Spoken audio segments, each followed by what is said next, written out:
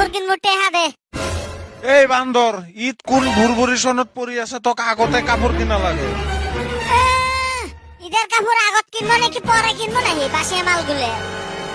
এই এখন যা গল্প করি আসি পরে আসি যা।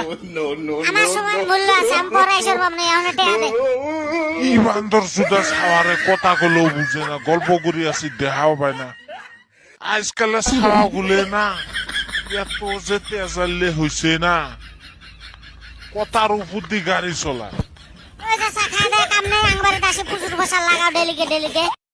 এই বান্দর তোর চাষার সাথে এরমা কথা কস, গলাত পারে ধর্মগন্ধ কথা কোয়া তোর সাইজ দেখি আছে আমি। নামে চাষা হইলে কাম হবো। এ তো চাষা 2000 টাকা দে কাপড় কিনে আসি। এই 2000 টাকা আমি দুমকে। দেখছো ছেলে চাষা, চাষা করতে শরম লাগে আমার। নামের চাষা।